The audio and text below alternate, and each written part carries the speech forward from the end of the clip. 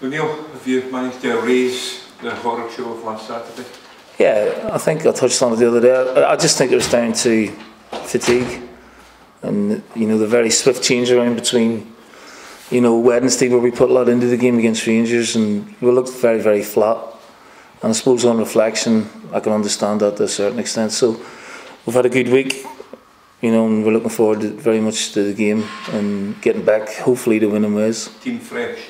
Fresh air, yeah. I mean, that was 3 games in 6 days against the top 3 teams in the country, so it was a big ask. And we played brilliantly the first 2 games, but I don't think there's much left in the tank for the Saturday morning game. You've had a lot of games between sort of November and this period up until next Saturday. Is that right? And then you have nothing for 2.5 weeks.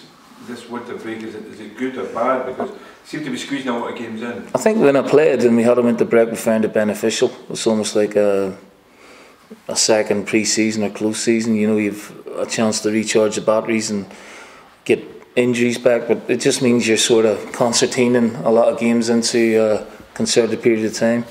It's been, a heavy sort of schedule, but one that most of the clubs can negotiate okay. And then I think it's a good idea to have a winter break, with the adverse weather that we do have, and a chance for managers to obviously do their bits and pieces in January, but also to get their squad fresh again for the second half of the season. You don't do a lot of training when there's a lot of games on? No, not really. I mean, this has been okay. We've had a full week, so we've trained quite well. Just obviously try and reinvigorate the boys again, and they look fine. Does it give the players, as well as yourself, time to think about maybe what's gone wrong, what's been good, and what they need to do to improve for the second half? Yeah, I mean, we're talking about one game here, Brian. I can't sort of overemphasise how well we've done this season, and we're in a good position in the league.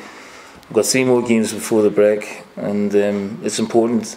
We've only had 1 win in the last 5 or 6. That's the crux of it, really, even though the performances have been pretty good. So it's important we get back to try and winning games, and if we can match the level of performances that we've shown in 95% of the games, we'll be fine. What kind of points tally did you have in mind for the break? I didn't, Ron, to tell you the truth. I've not really looked at it, so we're not a million miles away off 3rd place. There's a good battle now for all those places in the top 6. Some teams are finding a bit of form. So I haven't really got a set target in mind. I just want us to, finish with as many points as we possibly can before the break. We've got, another tough run of games, but we're all looking forward to them. In terms of adapting to the league, are you ahead of schedule? I think so, yeah. I mean, we've played really, really well. I think we've surprised ourselves at times and surprised other teams as well. So, yeah, I would say we've exceeded expectations so far. What's been the most challenging thing in terms of getting your players ready for this league? Probably the competitiveness of the league, and you could throw a blanket over a lot of teams. There's not much between them all, really. That's what I've enjoyed, and you can't take anything for granted. I think that's been sort of prevalent as the games have gone on. We've been excellent away from home. That was our first away defeat in 9 months, and our home form's been a bit patchy. So, yeah, we're still very much a work in progress. But they've earned the right to be here after 3 years in the Championship, and I think they're enjoying, playing against the best teams. Talking about fatigue there, Neil, do you think your squad's still a little bit too thin for your liking at the moment? Yeah, a little bit. Yeah, when you get a couple of injuries, it can be a little bit light. So we have had a few long-term injuries and a few niggly ones where players have been in and out, and it does leave you a little bit stretched at times. But I'm happy with the quality that we've got in the squad, and we may look to add that in January if there's a viable possibility of doing that. If you bring players in, will it be a case of only adding players that will improve the first team rather than just bulking up in numbers? Well, you would like to bring in like for like, if you leave one out, then bring another one in. So we're always looking for someone who'll make us better, obviously. And if that's not the case, then, someone who's of a similar calibre.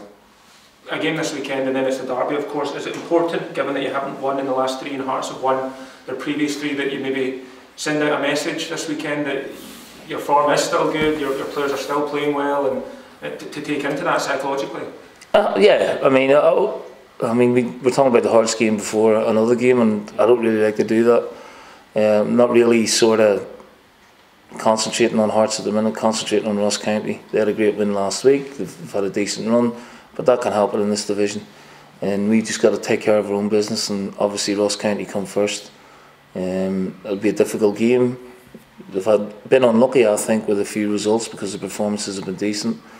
So we'll need to be at our best. I would just want us to try and replicate the form that we showed right up to the Aberdeen game. We should be okay.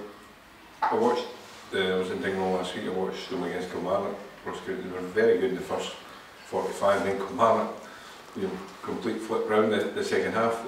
That's going to happen a lot, I think, with clubs this season. Yeah, well, like I said, there's not much between a lot of the teams, and 3 points at this stage of the season is very, very precious for anyone. And I think Ross County have got some good players. They've got some, players who can hurt you, and they've got an excellent manager. You know him? Know him well, yeah. And it's good to see him back in the game. Looks like he's enjoying himself. Is that a boost to have a manager of his calibre in the top? I would say so, yeah. I mean, I think, like I touched on earlier, I think the calibre of managers now in the SPFL is very, very high. And I think you're seeing that with the results, and the competitiveness of the league. What's the goalkeeping situation like? Is it Ross? Ross has had, he's had surgery, so he's going to be out for, quite a considerable period of time. So that's an area that we will look to in January. I know you've been linked with Scott Bain. I know you don't want to.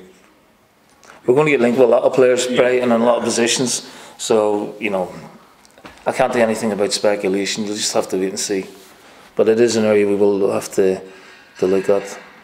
Some clubs are already starting to do their business now. Have you had any inquiries, as tentative as they may be, for any of your players at all? Yeah? No, not at the minute. Maybe a bit too early for that. Or we may not get any inquiries. So, like I said to the players the other day, I'm really happy with the squad. Really enjoy working with them, and they've had a really good year and are having a very, very good year. So it's important that we finish the year, on a high if we can, because it's been excellent. Any bumps and bruises? Stephen Whittaker's a doubt. With what? With the ongoing pelvic problem. David Gray had a wee touch of a virus early on in the week, but he's trained the last couple of days. Fontaine's back in training, played on Tuesday. Swanson played on Tuesday, so it's good to have a couple back in the squad now. It's a good boost, They're in the squad, Fontaine? They'll be in the squad, yeah.